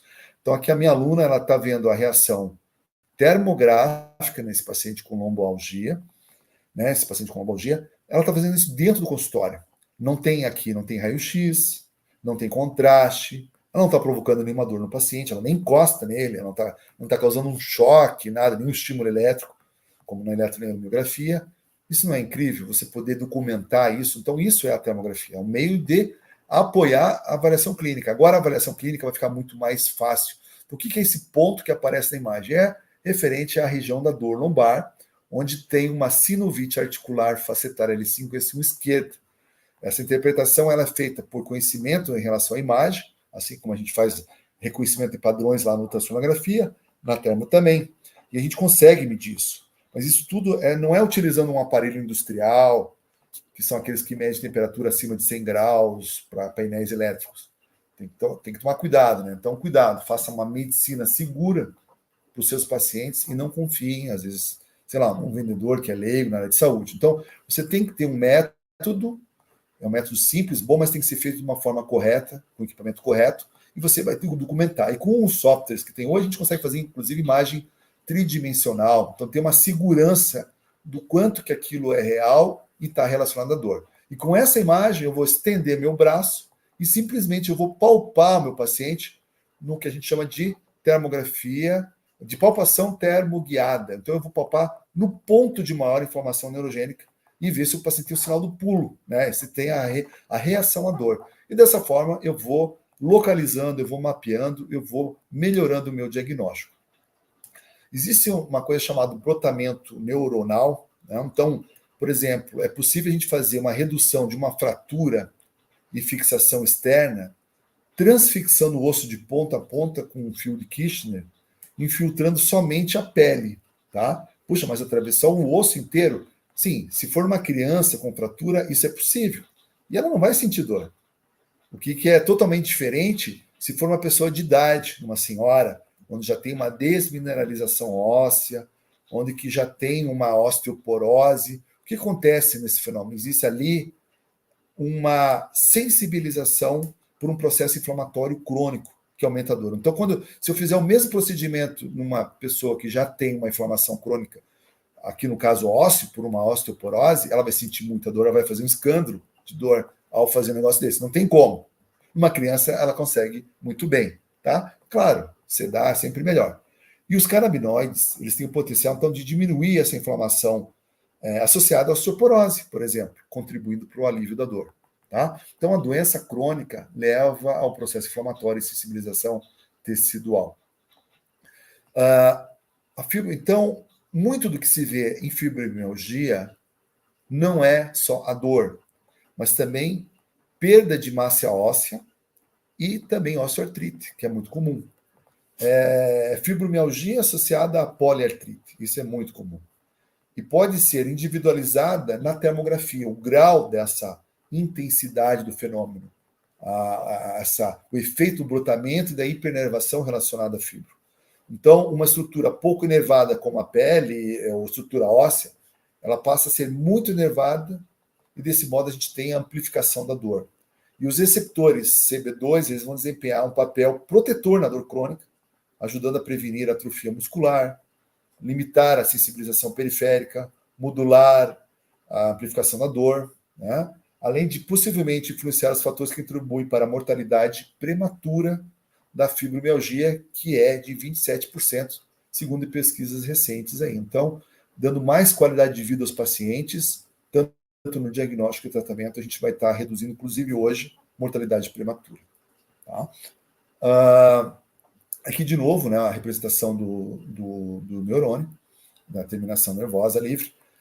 O fenômeno doloroso estimula e despolariza e instabiliza a membrana, que sofre uma alteração plástica. Ocorre inflamação neurogênica com ativação dos fatores tróficos, ceratinócitos, fibroblastos, proliferação de vasos capilares, endotélio, que vão levar à vasodilatação. Então, vasodilatação aumenta a temperatura, que é visto na termografia, mais inflamação e também mais brotamento nervoso. E todas essas células, elas têm o quê? Essas células aqui, ó, os ceratinócitos, fibroblastos e todas as outras, têm receptores CB2, que podem ser ativados para modular a resposta inflamatória da dor crônica e monitorados por termografia dentro do próprio consultório, como eu mostrei para vocês. Ok? Então, no local da lesão, se a gente pica com uma agulha, vai doer muito, porque tem o que a gente chama de hiperalgesia na dor crônica. Se a gente palpar ou aquecer, vai ter aludínia termomecânica primária. Então, isso é a dor, estímulos sensoriais que em situações normais não provocariam dor, vai ser provocada dor mais intensa na dor crônica. Então, porque existe ali uma vasodilatação, uma peremia reacional localizada. Né? Os receptores CB1, por exemplo, localizados no sistema nervoso central, principalmente, eles vão desempenhar um papel nessa modulação dessa dor de hiperalgesia. Sua ativação pelos canabinoides influencia na transmissão de sinais de dor, inibindo a liberação de neurotransmissores excitatórios, como o glutamato, enquanto aumenta os neurotransmissores inibitórios, como a GABA. Então, os receptores CB1 interagem com as vias de dor do cérebro, afetando tanto a sensação física da dor, quanto a sua percepção emocional, e tudo isso documentado por termografia. Na lesão periférica, na dor neuropática, quando tem uma lesão de fibras finas, por exemplo, né? Então, quando foi estudado isso na década de 60 pelo Melzack e Wall, né, que tem essa teoria do Melzack e Wall, que ela tem uma sustentação clínica, mas não anatômica e nem fisiológica, mas ela tem seu mérito aí em relação à sensibilidade da dor. Que naquela época, esses autores acreditavam que existia muito mais fibra grossa, né, do que fina no nervo periférico, e que isso inibiria a dor, mas é exatamente o oposto, eles estavam errados. Né? Eles não imaginavam que as lesões de fibra grossa que causavam dor, isso é exatamente o oposto. Então, as neuropatias periféricas dolorosas, como do diabetes, elas são causadas por lesão nervosa de fibras finas. Como é que a gente documenta a neuropatia de fibra fina? Não é eletroneurobiografia, é avaliação clínica ou termográfica, que eu já vou mostrar para vocês. Ou seja, tudo que eles escreveram, o Melzack e o Wall, na teoria, é o contrário do que se sabe hoje. Todo mundo fala do Melzack e o Wall, mas não estudou a fundo para ver que ele estava errado. Claro, que hoje tem tudo isso documentado classicamente e corrigido. Então, as fibras finas tipo C e amielinizadas finas A delta é que vinculam dor para o sistema nervoso central. E os receptores CB1, eles vão ter um papel relevante na modulação da dor, influenciando a transmissão dos sinais dolorosos ao longo do sistema nervoso, né? Uma situação que é relacionada a essas fibras finas, que pode ser vistas na termografia, como eu vou mostrar aqui para vocês. Então, na termografia, o que acontece? Existe uma vasodilatação no dermátomo, no território inervado pela fibra que está acometida. Então, se pegou o território do mediano, a gente tem um desenho, um mapa do território do mediano desenhado, característico da dor neuropática. Então, você tem um mapeamento de territórios. Assim como na neuropatia diabética, você também vai ter isso. Né? Na neuropatia de fibras finas, aqui tem uma neuropatia ulnar bilateral, paciente com hanseníase. Aqui um paciente com síndrome regional complexa, onde tem uma imagem luva. Então, Então, são situações em que você não tem a documentação da lesão propriamente dito, não existe uma eletroneuromiografia alterada, não existe um ultrassom, e aí em fases mais avançadas, que não é o que a gente deseja como médico, você vai estar lá com uma situação de hiperfluxo visto na termografia, né? Pode ter hiperemia, pode ter muita dor, pode ter atrofia, pode ter edema, mas são fases mais avançadas. E a última fase é a osteoporose, né? Aqui, por exemplo, neuropatia de fibras finas no pé diabético, uma neuropatia muito comum, pouco documentada, pouco tratada, e que pode, eventualmente, metade dos pacientes com neuropatia diabética ter dor, uma dor relacionada à disfunção autonômica. Então, está todo um padrão irregular, visto na tomografia, cujos qualquer outro exame vai ser normal. Eventualmente, o exame clínico pode mostrar uma diminuição da sensibilidade, uma diminuição da sensibilidade vibratória, ou às vezes não, né? E a neuropatia diabética está diretamente relacionado a ulcerações, úlceras. Então, o que precede uma úlcera é a neuropatia diabética, não diagnosticada muitas vezes. E o que é a úlcera evolui? A úlcera evolui para infecção e amputação, às vezes do pé, às vezes da perna como um todo, né? Então, evitar ulceração é papel do médico da dor também, quem trabalha com dor, quem trabalha com paciente com diabetes. A gente tem que estar atento a tratar essa dor e melhorar isso. E os canabinoides pode ser um caminho também para o tratamento, não só da dor complexa, mas para a prevenção, até mesmo a cicatrização depois de úlceras complexas, já que os canabinoides também interferem na cicatrização tecidual, tá? O sistema nervoso central, ele leva essas informações da periferia, que vão chegar lá na lâmina 1 e 6, ou lâmina 10 da medula, e essa transferência de informação também está relacionada aos receptores CB1, que pode modular essa percepção da dor. Então, toda vez que eu entro com canabinoides, olha quanta interferência eu posso atuar em relação à dor. E tudo isso está ligado a fenômenos autonômicos neurovegetativos, né? Nesse local, no sistema nervoso central, existe também liberação de neurotransmissores, como a substância P e o glutamato, aqui, né, entra o glutamato na história. A regulação se deve à entrada do cálcio, já no interstício, penetrando na terminação nervosa, a nível central, lá no crono posterior, e lá vai ter os gabapentinoides, a pré-gabalina, a gabapentina, que vão modular esses receptores do canal de cálcio, né, que são subunidades alfa-2 delta, diminuindo a sensibilização periférica. Mas também existem endocannabinoides lá, que por meio do araquidonoil e da anandamida, né, que são endocannabinoides produzidos pelo próprio corpo, eles vão regular essa transmissão dos sinais da dor. E eles podem ser potencializados pelos canabinoides, ou quando a gente estimula tanto CB1 e CB2, para liberar mais neurotransmissores, para modular a liberação desses neurotransmissores, como substância P e glutamato, e diminuindo a influência em relação à dor. Então, veja quanta coisa pode estar relacionado aos canabinoides e sensibilização periférica e termografia. Além do cálcio, né, que interfere nesse controle da dor, existe também a interferência nos interneurônios, que é a sensibilização de um lado para outro da medula. Então, aquilo que afeta um lado do corpo começa a afetar o outro lado também, levando o que a gente chama depois de sensibilização central, dor crônica generalizada ou até a síndrome regional complexa, são consequências dessa ativação de interneurônios. Eles produzem cefalina, glicina e GABA. Então, a medicação clássica, morfina, os diazepínicos, eles interferem nisso. Mas o CBD e o THC, né, o canabidiol, o tetrahidrocannabinol, também tem a capacidade de inibir essa transferência dos interneurônios aqui e interferir na sensibilização central, que é muito comum na fibromialgia e também na dor crônica generalizada e a síndrome regional complexa. Então, essa imagem em luva que a gente observa na termografia é o sinal da síndrome regional complexa, com hiperalgesia, que leva um tempo para ser diagnosticado. Com a termografia, a gente consegue fazer o diagnóstico em menos de 3 meses, se o médico se atentar a isso e souber fazer, né? Porque já vai ter sinais altamente sugestivos de dor de manutenção simpática.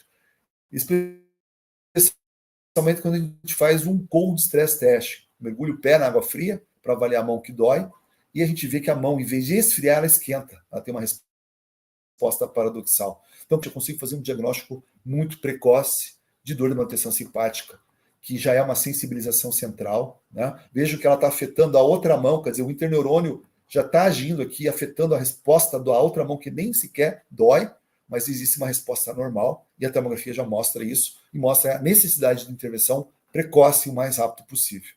E aí existe uma série de caminhos aqui que vão afetar, então, o cálcio, a liberação de glutamato, a indução de óxido nítrico, a liberação de prostaglandinas, isso é o que chama de inflamação neurogênica secundária, aí já a nível mais central, né?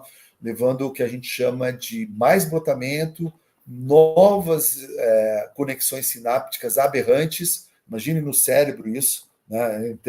Conectando outras áreas que não deveriam estar sensibilizadas, deixando mais instável a resposta em relação à dor, levando ao que a gente chama de sensibilização central, que é uma situação de urgência, né? Aqui, no caso, urgência para quem trata dor crônica, né? Não estou falando aquela urgência de pronto-socorro, mas para quem identifica isso, é urgente você, como especialista em dor crônica, identificar isso e tratar urgente. E uma maneira de resolver isso está lá, os receptores CB1 e CB2 aguardando serem estimulados de alguma forma. Na dor, existe a sensibilização de campo receptivo, isso é, todo aquele estímulo que entra por meio daquele neurônio no nível medular, vai estimular níveis medulares acima e abaixo. Então a dor ela vai se amplificando, né? Que é o que acontece lá na síndrome renal complexa, ou naquele paciente que tem lesões que operaram, por exemplo, de um infarto do miocárdio. Aí passou, resolveu, passa alguns anos, a pessoa sente uma dor torácica, uma dor difusa, ela vai lembrar aquela dor, puxa, isso aqui é infarto. E aí vai examinar, não é infarto. É uma sensibilização que ficou da época quando teve o infarto. Então é por causa dessa amplificação de campo receptivo. Acontece isso muito com pacientes com síndrome do colo irritável, pessoas que tiveram cólica renal. Então sempre fica aquela dúvida se a doença voltou. E não, é uma sensibilização que está lá, mas não relacionada mais à doença, né? Então, existe o que a gente chama também de esquema corporal, que é geneticamente condicionado. Então, tem estudo a respeito dos efeitos tóxicos da talidomida, que mostrou que 18% das crianças que nasceram com a genesia tinham um fenômeno de membro fantasma. Olha só. Mas como é que pode ter membro fantasma se ela nunca teve membro fantasma? Então, isso é o que a gente chama de sistema corporal. Então, o sistema corporal ele é inato, ele é genético. Então, mesmo não tendo um membro, e mesmo a pessoa nem nasceu com membro, ela pode ter uma dor de membro fantasma, porque isso é inato ao indivíduo. Então, a gente tem uma ideia do que acontece na superfície, mas na profundidade a gente não tem ideia, tá? Então, os neurônios que fazem as informações das vísceras, dos tendões, das articulações dos ossos, eles terminam em neurônios comuns da pele. Então, mas eles são... a gente não tem a percepção exata de onde que é o músculo, principalmente das estruturas mais profundas. E tudo que a gente tem de mais profundo, ele é referido na pele. Então, a gente aponta com o dedo, ó, é por aqui, alguma coisa aqui no abdômen, e você nunca vai ter a certeza. Então, na dor miofascial, por exemplo, é uma situação que acontece muito isso. O indivíduo, às vezes, acaba não consegue apontar exatamente o local da dor, porque existe uma questão de dor referida e uma sensibilização central envolvida aqui. Então, isso confunde. Será que aquela dor da perna toda é uma radiculopatia L5 ou é uma dor referida do glúteo mínimo? E aí depende muito do especialista. Se ele for para um ortopedista, talvez ele pense que seja um glúteo, que seja uma radiculopatia L5. Se ele for mais lá para um fisioterapeuta, ele vai lembrar do glúteo mínimo. Quer dizer, tem essas confusões até por especialidade. Só um exemplo genérico, né? Claro que depende muito da experiência do profissional. Então, é o que a gente chama de dor central. A gente tem que identificar e tratar, e não é simplesmente com anti-inflamatório que a gente vai resolver isso. Tem que ser com neurotransmissores que atuem nos neurônios periféricos e centrais. E você sabe como que o paciente, se o paciente está com essa sensibilização central, com qual certeza que a gente tem isso? Como é que a gente vê isso? Como a gente monitora isso? Então, a termografia é a resposta para isso. Se a gente apertar, por exemplo, a região cervical, suboccipital, com bastante força, muitas pessoas vão sentir uma dor no olho. Mas isso não significa que a pessoa tem uma neuropatia trigeminal, e sim ela tem uma dor referida. Tem uma dor referida. Mas o caminho é o mesmo. O caminho é o mesmo, o estímulo é o mesmo. Só que um vem de fontes diferentes. Então, na avaliação clínica, é muito difícil, às vezes, a gente entender, será que aquele paciente realmente tem uma dor miofascial? Será que aquele paciente realmente tem uma dor facial trigeminal, uma dor facial atípica? Como é que a gente identifica a origem da dor? Então, na avaliação clínica é difícil, é complexo. E na termografia, a gente consegue verificar a fonte da dor, aqui no caso, o padrão, se ele é periférico da neuralgia trigeminal, ou se ele é referido de uma disfunção suboccipital, mesmo a dor sendo na face. Tá? Então, isso muda tudo, muda o jogo. A termografia torna-se tudo diferente. E quando a dor é mais profunda, quanto mais profunda, pior ainda, porque não existe nada de esquema corporal, que é muito comum no fibromialgico, né? Quando ele se queixa de uma queixa intestinal, de uma falta de um desconforto respiratório, algum sinal que a gente acha muito estranho e ele não consegue explicar. O paciente tem a dificuldade de explicar. Então, se uma pessoa tem uma colicistopatia calculosa crônica, pedra na vesícula crônico, ela vai sensibilizar os neurônios do corno posterior da medula dorsal, onde tem as aferências que vêm para o coração, tá? Tudo junto ali. Elas chegam junto, nas mesmas fibras. Aí, quando o paciente infarta do miocárdio, a dor dele pode ser sentida lá no abdômen, porque a via é a mesma, se confunde. Então, o sistema profundo ele vai se misturando, o que torna difícil separar uma coisa da outra. Na imagem térmica, eu tenho essa diferença. Então, aqui, por exemplo, existe uma imagem da área do infarto do miocárdio, angina pectoris, né? Claro que aqui a gente está falando de tratamento com canabinoide, mas só para explicar que ele é específico da origem da dor. Aqui o paciente com a colicistopatia calculosa crônica, onde existe aumento do processo de inflamação neurogênica na área relacionado à vesícula, tá? Então, não tem como confundir essa dor com a dor do infarto. É totalmente diferente. Quer dizer, na imagem, não. A imagem ela vai me direcionar o meu diagnóstico. Apesar da dor ser muito parecida, é diferente a imagem e é diferente a causa da dor. Tá certo? E assim vai. Então, você consegue, com a termografia, ilustrar e identificar situações inusitadas que a dor referida causa. A dor referida engana muito, inclusive o especialista em dor.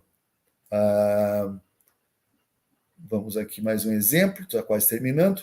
Aqui o miofascial, né, causando dor referida na região da cintura escapular. Esse miofascial ele pode estar relacionado a alterações articulares, a movimento, a postura. Existe uma série de coisas que pode estar relacionado. Então, o diagnóstico ele sempre é amplo, mas ele pode ser documentado.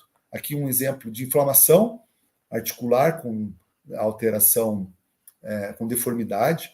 Então, a termografia ela documenta qualquer processo inflamatório de uma forma simples e rápida, sem precisar ser radiografia, sem precisar usar cintilografia. Aqui a cintilografia, que é com radioisótopo, que é iônico, então tem radiação também. Claro, depende da necessidade, você pode fazer tudo muito rápido e simples no consultório. Havendo a necessidade de investigar uma fratura, vou fazer a radiografia. Havendo a necessidade de investigar, sei lá, metástases de algum tipo de tumor, é recomendado um PET scan, entendeu? Então, tudo tem um bom senso, tudo tem o seu local, seu uso dentro da medicina. Só que a termografia é a forma mais rápida e eficaz de avaliar a dor do seu paciente.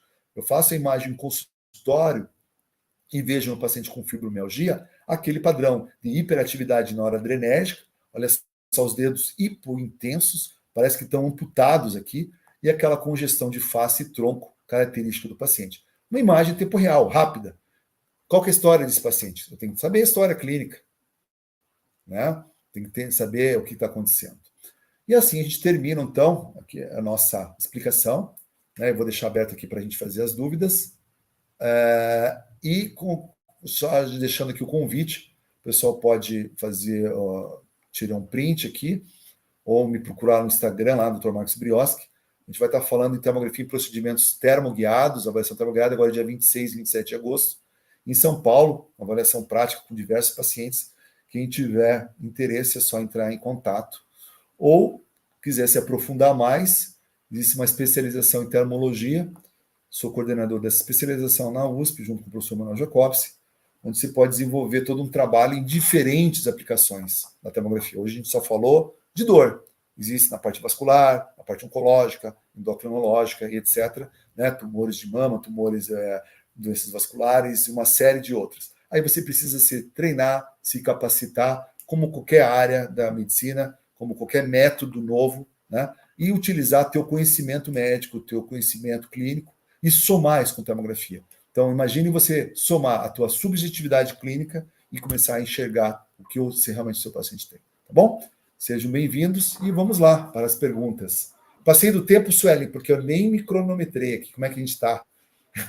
Professor, excelente aula. Eu acredito que todos aqui, eu fui acompanhando, que assistiram, também pensam mesmo. Uma gama de conhecimentos, principalmente falando por mim, eu já estava ali seguindo aí no Instagram, acompanhando tudo da termografia, e suscitou a vontade da especialização. Porque nós que trabalhamos com a terapia canabinoide, com a terapia com a cannabis sativa, temos a necessidade da intervenção precoce, principalmente nesses pacientes que chegam nos nossos consultórios com poliqueixosos e com a questão da dor, mas ficou evidente a necessidade mesmo dessa ação, dessa atuação precoce. E acredito que também a tendência da medicina é que nós estejamos sempre na medicina integrativa procurando esse tipo de tratamento, porque, como você mesmo mencionou, fui fazendo uma lista de perguntas e no final você respondeu todas aí durante que bom, eu não vi as perguntas, Eu acho que foi por instinto ali, né? Foram respondidas. Mas eu queria comentar um negócio, Suelen, que é o seguinte, cada vez mais a gente vai amadurecendo outras questões que vão além da termografia em si. A gente, como médico, como profissional, né? A medicina, Suelen, ela é integrativa, ela sempre foi. A base dela, desde o pai da medicina, Hipócrates já falava, já trazia. Então, ela é independente da especialidade, seja um dermatologista, um oftalmologista. Antes de tudo, a gente é médico e a gente tem que ver o nosso paciente como todo. Por mais que tenha lá um curso, uma especialização de medicina integrativa, etc. Tal, mas ela tem que fazer parte de um contexto.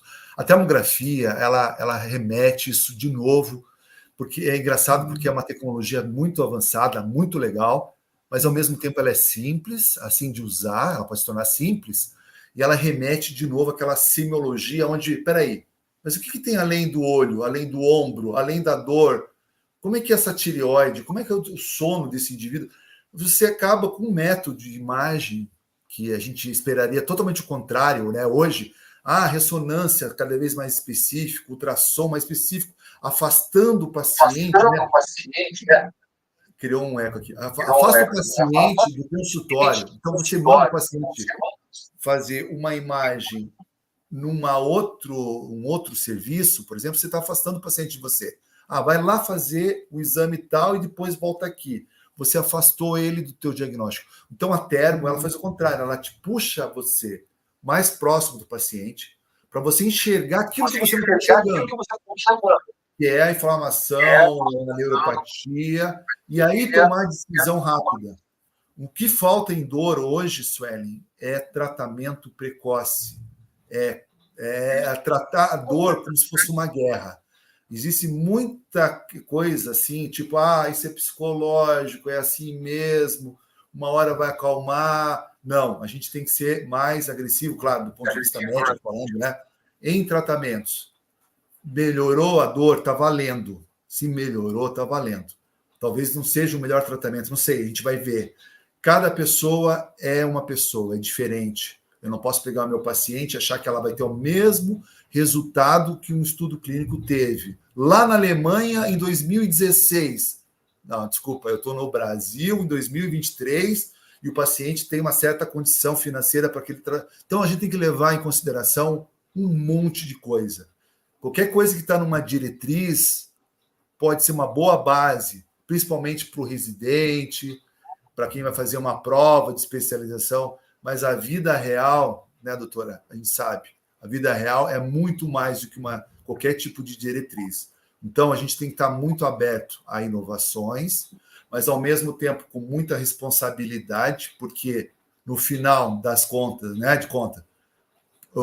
eu falo brincando assim, né, a gente, como médico, é o que vai dar a última notícia para o paciente, para a família, né? Então, se o paciente, por acaso, morreu, faleceu, não é o enfermeiro que conta, não é a fisioterapia que vai dizer isso, é o médico, porque ele é o responsável pela vida do paciente. Então, tudo que a gente faz é sempre voltado para a vida do paciente, em primeiro lugar. E, claro, com apoio de todas as outras especialidades, de uma forma ou de outra, mas a responsabilidade da vida está em cima do médico. Por isso que a gente é tão cobrado na sociedade, por isso que a gente muitas vezes, o pessoal critica, né, e usa aquele jargão, o erro médico, já relacionado, matou o paciente, né? Porque a gente está muito ligado a isso. Você não vê o erro nutricionista, o erro do filho, não, nada contra as profissões, mas só para você ver a questão da responsabilidade. E já que a gente tem essa responsabilidade tão grande, vamos aproveitar ela para usar com toda essa grandeza que tem dentro da nossa profissão e que a gente trabalhou tanto, estudou tanto, né? E tem a oportunidade, então, de usar novas tecnologias, novos tratamentos, tem o embasamento todo de um CFM, do nosso conselho, da MB, da Sociedade Brasileira de Estudos aqui do Canadá, que eu acho excelente, mas não podemos ficar presos a diretrizes de uma forma muito rígida, assim, fechar os olhos e não evoluir, tá? Essa é a minha mensagem como professor lá, um dos meus alunos, eu tento passar isso. Claro, e a odontologia também, desculpa, eu falei, esqueci da odontologia, mas cada um tem o seu papel e a sua importância, tá bom? Tem mais perguntas? Eu estou à disposição, eu estou empolgado aqui.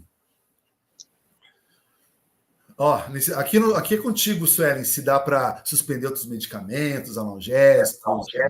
Aí, né, eu acho que aí vale uma discussão, cada caso é um caso, né? Da casa é um caso. Minha lá, da pós.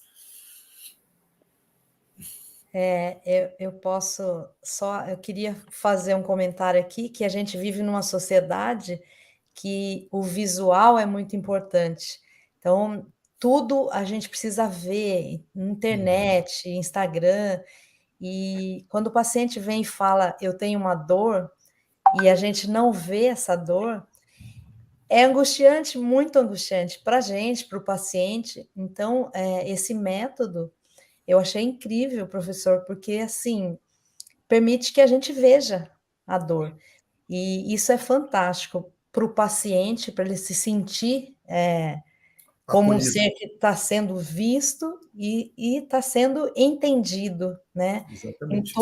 Em toda essa história toda que tem da dor, como uma coisa também do ponto de vista mental, né? Então, é muito legal essa oportunidade que esse exame permite. Muito bom, muito obrigada. Doutora, é tão importante isso, que às vezes as pessoas me questionavam, muito no começo, assim, mas para que fazer exame na pessoa com fibromialgia?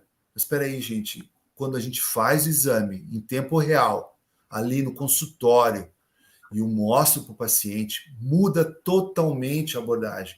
Porque aquilo que era desconhecido, que era chamado de invisível, se torna visível. No sentido que, mas isso aí vai criar um apego, vai criar um problema psicológico. Não cria um problema psicológico, pelo contrário. A partir daquilo, a gente começa a educar melhor o nosso paciente, ele começa a acreditar melhor no profissional que está junto a ele, e ele vai querer acompanhar isso, ele vai querer saber se a terapia da doutora Adriana vai melhorar, tal, mas aquilo que você colocar ali, Adriana, para ele vai aceitar melhor porque você está enxergando aquilo que ele queria que todo mundo enxergasse, o familiar dele, o empregador dele, alguém que está próximo a ele, e às vezes ele entra nessa angústia porque ele sofre de uma coisa que ele não enxerga. E a gente, como ser humano, já há necessidade disso. E nós, como médicos e profissionais de saúde, quando a gente enxerga, a gente consegue atuar melhor também. A gente vai mais rápido, vai mais seguro. E lembrar de uma coisa que eu falei na apresentação: nem tudo que dói na fibro é da fibro. Quantos desses pacientes que eu vejo tem uma inflamação lá de uma articulação, tem uma neuropatia periférica de um nervo, seja do mediano ou de uma raiz, que não está sendo tratada. Mas por que não está sendo tratada? Não é por negligência, é porque a pessoa dói, ela está sensibilizada o corpo inteiro.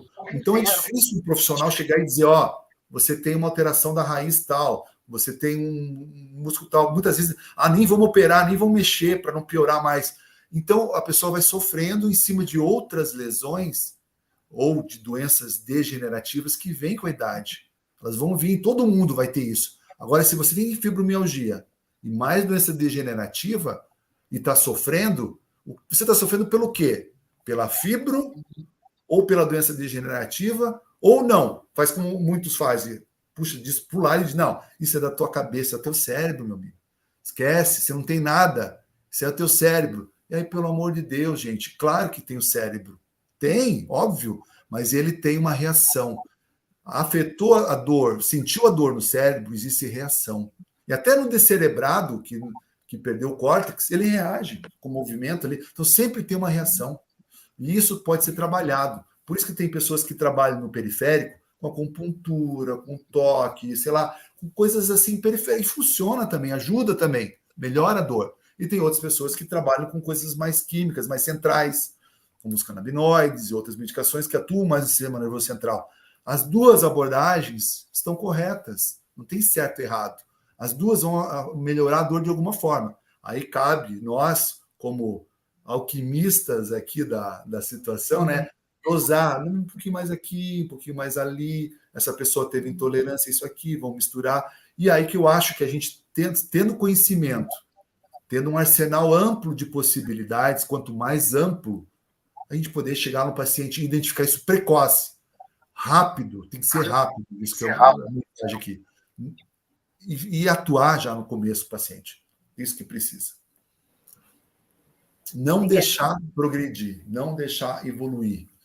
Tá? E você que está com dor crônica, se não está melhorando, converse com o seu médico, converse com o profissional de saúde, questione o seu diagnóstico. Será que eu tenho só isso? Será que é isso mesmo? Tá? Aí eu deixo o convite aqui para mim ou para os alunos que já se formaram comigo, né? Procurem eles, façam exame com eles ou façam comigo. A gente está aí para ajudar. Ou aprendam a fazer e comecem a fazer a avaliação da dor com termografia rápida, de beira de leito, da forma mais simples possível, já vai fazer muita diferença. Enxergar pode ser mais óbvio que a dor está ali. Pode ser mais óbvio que seja uma fibro, mas quando você enxerga na imagem, materializa, isso fica muito mais... Fica melhor, entendeu? Você ganha a guerra, você ganha a guerra. Você não pode entrar nessa aí para perder. Eu não vou no médico lá para perder. Eu vou lá para ganhar. Por exemplo, no sentido assim, meu corpo está sendo atacado. Eu vou confiar lá nos que vão lá. Puxa, você vai me ajudar? É para ganhar essa guerra? Não, é para ganhar essa guerra. Então tá bom, porque senão eu estou perdendo o meu tempo e você está perdendo o seu tempo. Aí eu chego lá, você fala, isso é da tua cabeça, assim mesmo, vai se acostumar. Estamos perdendo a guerra, não é por aí. Entendeu? Temos que avançar. E aí tem exército, aeronáutica, marinha, tem várias maneiras.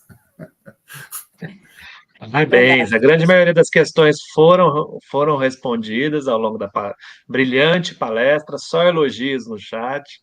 Opa. E deixamos aqui, em nome da SBEC, os nossos parabéns. Muito gratos pela explanação. É de extremo... Hoje a gente sabe que a grande maioria de nós lida com esses pacientes quando está falando em terapia canabinoide.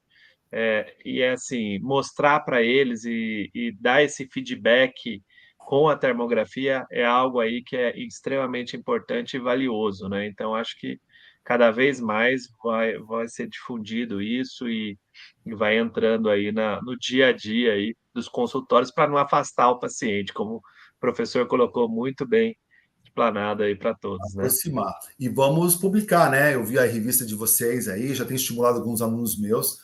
Gente, funcionou, foi legal. Mesmo que seja um caso, outro, publica, mostra. As pessoas querem ver. Mudou a fibra, mudou como? Olha aqui a imagem. Isso já é um grande passo. Não precisa, né, pensar em grandes publicações internacionais complexas. Aqui o Brasil dá oportunidade, você está dando oportunidade. Isso é importante, gente. De pouco em pouco, né? A gente mostra, e mostrando ciência, mostrando resultados, é isso aí. As pessoas têm que ver, né? E fica aqui nosso convite, estamos de portas abertas também para tê-lo aí conosco como parecerista na revista. Opa. Estamos ali com o nosso curso de pós-graduação, então também depois a gente vai dar uma palavrinha, quem sabe pode ser um dos professores convidados para estar atuando conosco. Doutora Eliane quer agradecê-lo também pessoalmente, foi muito bom, né, doutora? Certeza, eu como uma paciente de dor crônica, adorei a aula. Tenho certeza que todo mundo vai sair dessa excelente palestra pedindo para fazer uma termografia, né? Faço mesmo. Se está com dúvida, eu falo. Eu estimulo até meus alunos. Realmente, essa coisa de, é coisa da sua cabeça, eu que sou psiquiatra, a gente vê muito na prática clínica, né? E a gente Também, tem que mas ter não é acesso só. ao medicamento, né? A gente tem que ter acesso. Então, agradeço demais, agradeço bastante aí os coordenadores que estão dando a força para a gente, né, a doutora Adriana, a doutora Suelen, e a gente tem esse desafio, porque a cannabis, ela foi criada, né, vamos dizer assim, agora, né, vamos dizer, dentro dessa questão da mídia, para que serve? E a gente sabe que desde que o homem é o homem, ele usa para dor, né, ele usa para humor e ele usa para dormir.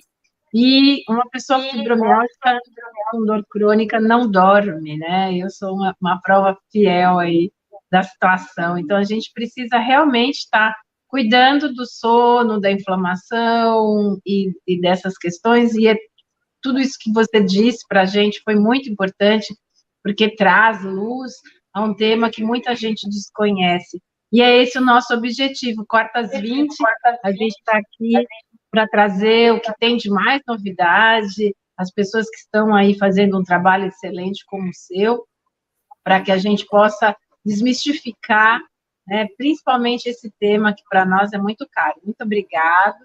Obrigada a todos aí que colaboraram e que estão aqui com a gente. Eu espero que no futuro os canabinoides façam a diferença. Eu espero no futuro ver meus filhos assim crescendo no mundo com menos dor, com pessoas que tenham menos dor, ou, né, que tem aquela dor crônica, aquela coisa que a gente vê hoje, tenho 20 anos de dor, que isso não tenha no futuro, que as pessoas não tenham que sofrer 20, 30, 40 anos, e porque isso só vem aumentando. Então, eu vejo muita esperança nesse tratamento, né, não como único, mas como que vem fazer diferença, como eu mostrei na aula. Ele influencia da periferia a parte central do sistema nervoso. Então, em relação à dor, ele tem um potencial enorme. Só que, claro, tem que ser bem usado, na situação correta, de uma forma até mais precoce dentro, assim, não ficar só no achismo e esperar a pior situação para usar ele, que eu acho que não é por aí também, né? E ter o bom senso de saber os limites de tudo, tanto de tudo, tanto dele, dos outros remédios, tudo, né? Do modo geral, e individualizar as pessoas. E pensar nisso, vamos fazer a diferença. Porque senão a gente só vai perder tempo publicando, escrevendo, se a gente não trouxer resultado e fazer diferença, diminuir a dor. Tá? Eu quero ver meus filhos crescendo no mundo com menos gente com dor. Obrigado. Obrigado. Parabéns. E é isso. Nós agradecemos demais. Deixamos aqui o Instagram, Dr. Marcos Brioski, né, que ele colocou ali para a gente estar colocando. Contato. Pessoal, doutora Suelen, doutora Adriana, parabéns pela condução da comissão temática. Doutor Brioski, estamos sempre de portas abertas e convidamos a todos aí a estarem conosco nas nossas reuniões. Quem não conhece a SBEC, entrem no nosso site, se associe, temos reuniões de comissões temáticas todas as terças-feiras fechadas para associados, as nossas quartas às 20 para as novidades, para as palestras brilhantes que a gente coloca aberta para todos nos conhecerem, temos os cursos modulares, cursos de pós-graduação, e isto visando sempre estar fomentando e cada vez mais ajudando as práticas médicas, boas práticas e ajudando aí na construção das políticas públicas aí que a gente está precisando nesse momento para os medicamentos à base de cannabis, né? Que a gente sabe que a gente está nesse momento decisivo para o Brasil, como já foi em diversos países do mundo, né? Então, de grão em grão a gente vai construindo isso e vocês fazem parte dessa construção. Meus parabéns e muito obrigado. Uma boa noite a todos. Boa noite a todos. Boa noite. Obrigada. Boa noite.